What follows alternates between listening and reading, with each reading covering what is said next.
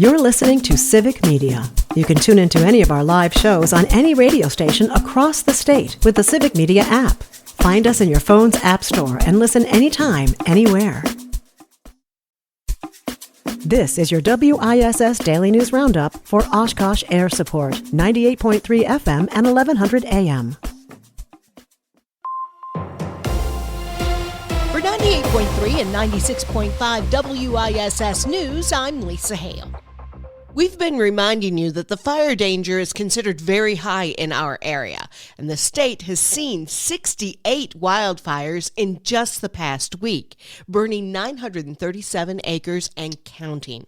Meteorologist Brittany Merlot has more on the biggest blaze in the state, which is in neighboring Green Lake County. In the town of Seneca, the Big Island Fire has burned an estimated 745 acres. Crews were dispatched to the White River Marsh State Wildlife Area right around 4:30 in the afternoon. This is exactly when the winds were gusting up to 40 miles per hour, helping spread the fire, which is currently being held on the south side of County Road D. 2 residents have been evacuated, with 6 structures threatened. The Wisconsin DNR also says that there have been no injuries and that the fire is under investigation. No DNR or private approved prescribed burn was in the area at the start of the fire. If you haven't yet registered to vote for the April 1st election, time's running out. Here's Derek Tritz. Wisconsin spring election is just around the corner with polls opening April 1st from 7 a.m. to 8 p.m. Deadlines for online and mail voter registration just passed, but if you haven't registered yet, you can still register in person at your municipal clerk's office until 5 p.m. March 28th.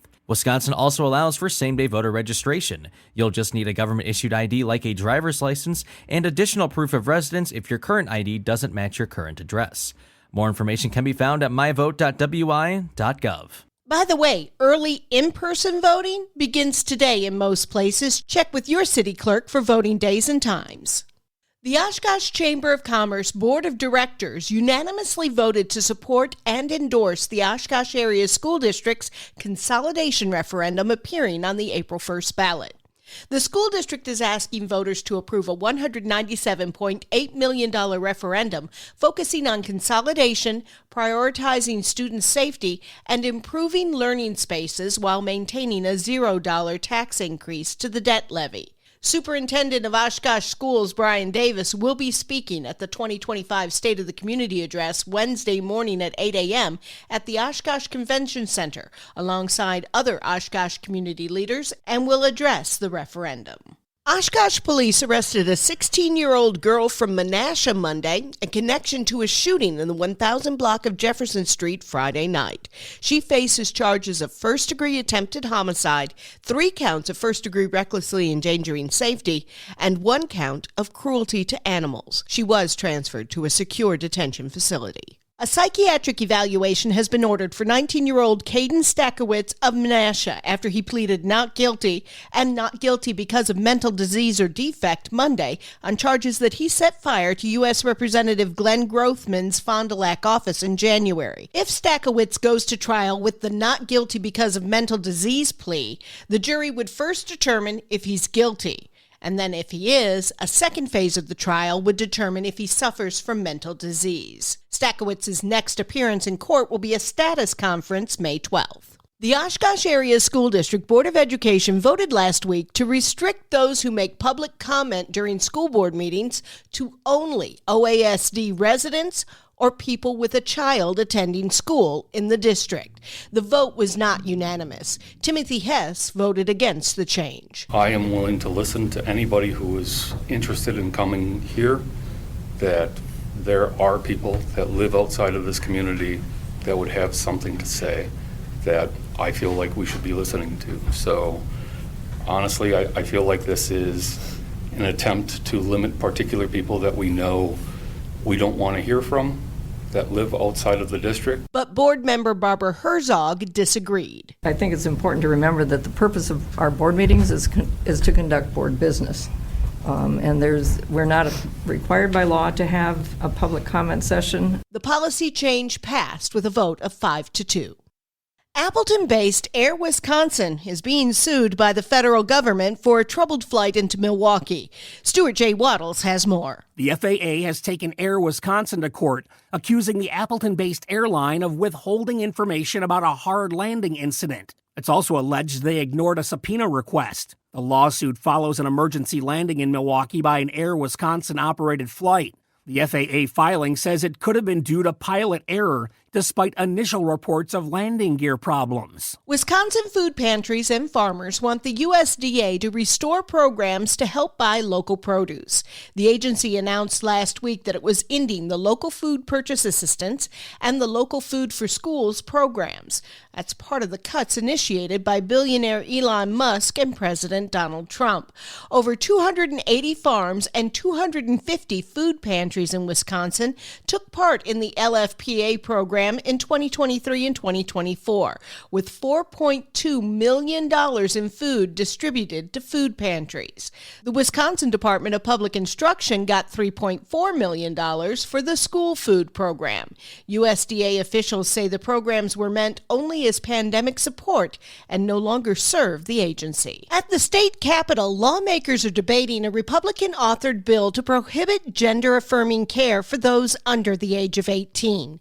Joanne Krulatz has more. Mosinee Republican Senator Corey Tomczyk co-authors the legislation and says he considers it child abuse when parents allow their children to begin hormone therapy, take puberty blockers, and begin to transition. Opponents of the bill say it would take away life-saving care for trans youth. Democratic Governor Tony Evers has vowed to veto any legislation he says would harm the state's LGBTQ youth. I'm Lisa Hale for 98.3 and 96.5 WISS News. For news anytime, visit WISS.FM.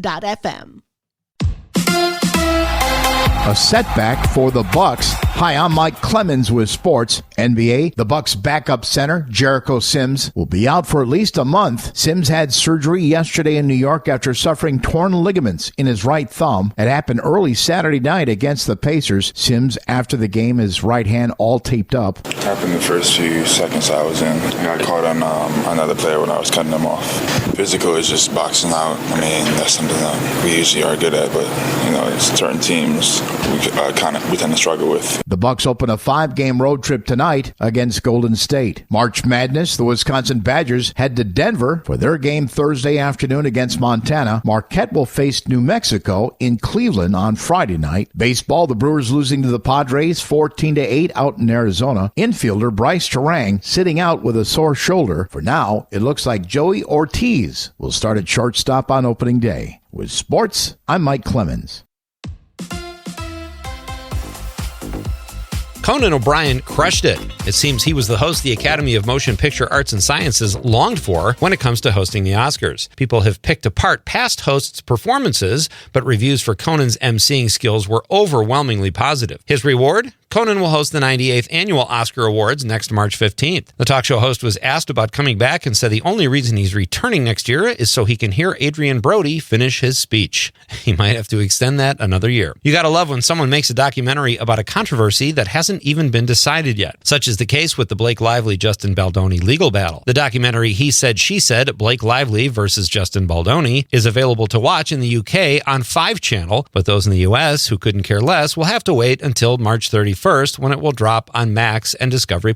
Despite some well-reviewed films, it was a pretty lackluster weekend at the box office. The weekend proved to be the lowest-grossing theater totals of the year so far, with prognosticators surprised that a spring break weekend at the box office came in even lower than Super Bowl weekend by about $1 million. Novocaine led the way with a little more than $8 million at the gate. The film stars Jack Quaid as a man who does not feel pain while trying to rescue his kidnapped girlfriend. Last week's champ, Mickey 17, finished in second place with $7.5 million and $33 million for the 2-week total. Steven Soderbergh's new spy thriller, Black Bag, finished with $7.5 million, but on about 1,100 less screens than Mickey 17. Rounding out the top 5 are Captain America, Brave New World, which pulled in over $5 million, and The Day the Earth Blew Up, the first Looney Tunes movie ever made for a theatrical release, with a disappointing just over $3 million. The late Gene Hackman did not mention his 3 children in his will, but they might still end up with some of his $80 million worth of assets. Hackman and his wife Betsy Arakawa passed away in late February under mysterious circumstances. Late last week, it was disclosed that Arakawa passed away from the hantavirus a week before her Oscar-winning husband. Authorities say Hackman suffered from Alzheimer's disease and couldn't take care of himself after his wife died, and as a result, passed away a week later. In Betsy's will, it was stated that she left her estate to various charities. Hackman, however, named Betsy as the recipient of his assets, essentially leaving his 3 now middle-aged children out in the cold, or so it would seem.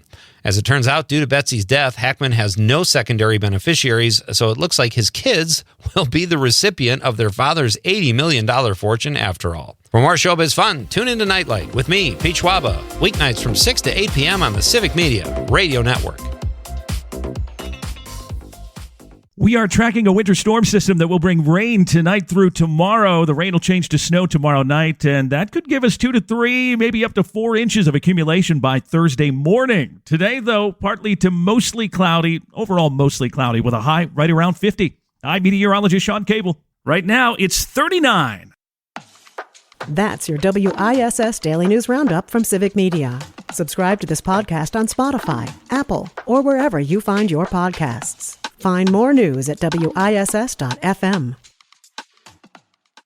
The national news cycle never stops, but it can be hard to find news about your local community. Civic Media is dedicated to providing quality local and state news coverage across Wisconsin. With the Civic Media app, you can get notifications about local stories that matter to you and your community. Find the free Civic Media app in your phone's app store and choose notifications from the menu to tell us what kind of news you want to hear about.